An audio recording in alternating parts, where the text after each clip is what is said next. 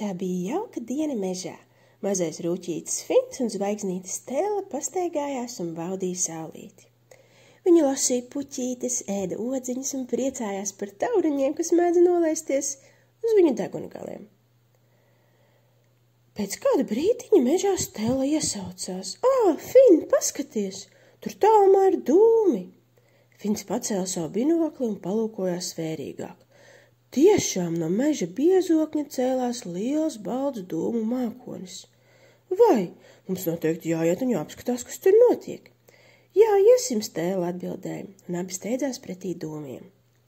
Piegājuši tuvāk, viņi pamanīja skumju vilku, kurš sēdēja pie savas mājas sliekšņa, un no viņa mazās mājas aumaļām gāžās tumši dūmi. Ak vai, kas ir noticis, Stela izsaucās. Noskaidrosim, kāpēc viņš ir tik skumjš, Fins čukstēja. Viņi piegāja pie vilka, kurš skatījās uz savām ķepām, kurās turēja sadegušu kūku. Vilks dziļi nopotās. Sveiks, Fins teica, vai tev viss kārtībā? Vilks paskatījās uz viņiem. Ak, es vienkārši, viss nav kārtībā, viņš nomurmināja. Kas ir noticis, Stela jautāja. Mans sapnis vienmēr ir bijis atvērt maiznīcu, vilks iesāka.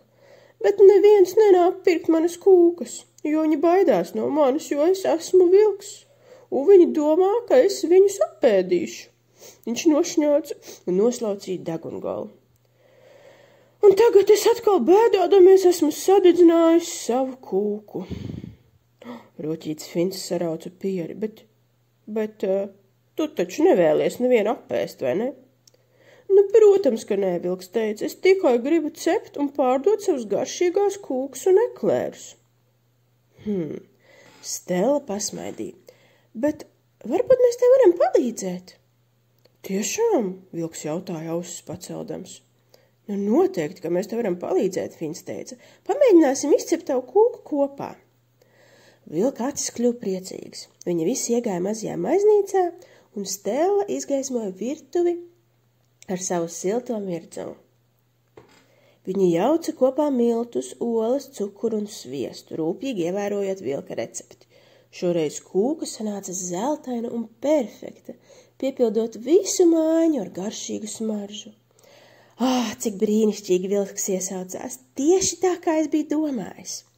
Bet kā mēs piedabūsim citus dzīvniekus tās nogāršot, ja viņi joprojām no manis baidās, vilks jautāja. Man ir ideja, sacīja Stela. Mēs viņiem varētu kūkas aiznest kā dāvanu, un viņi varētu tās pagaršot. Kad viņi redzēs, cik tu esi laipnis vilks, viņi pārstās no tevis baidīties. Jā, Rūķītis Fins dedzīgi pamāja, tā ir lieliska ideja. 3 draugi sakrāmēja grozu, pilnu ar tikko ceptajām kūkām un devās ciemos pie meža dzīvniekiem. Pirmā pietura bija dinozaura māja. Dinozaurs bija ļoti liels.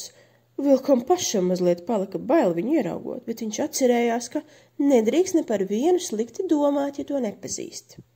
Dinozaurs bija ļoti pārsteigts, kad atverot durvis ieraudzīja 3 draugus ar kūkām. Sveiki, dinozauru kungs, Fins teica. Mēs tev atnesām kūku no vilka jaunās maiznīcas. Dinozaurs bija ļoti pārsteigts, pasmažoja kūku un teica, šī kūka smaržo brīnišķīgi, paldies tev, vilks! Laipni lūdzu, vilks kautrīgi sacīja. Un tā viņi devās tālāk viens pēc otra, viņi apmeklēja arī citus dzīvniekus, trušus, vāveres, putnus un pat lāčus, un ikvienam patika vilka kūkas, un meža dzīvnieki saprata, ka vilks nemaz nav biedējošs. Nākamajā dienā visi ieradās vilka maiznīcā, lai izmēģinātu vairāk viņa gardumu.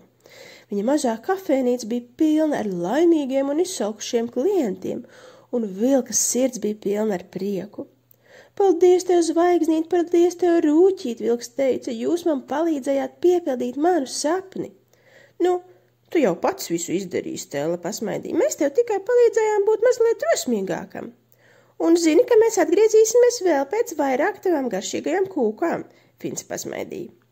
Kopš tās dienas vilka ceptuva kļuva par populārāko vietu mežā, un viņš zināja, ka vienmēr var atrast risinājumu arī bezcerīgās un skumjās situācijās.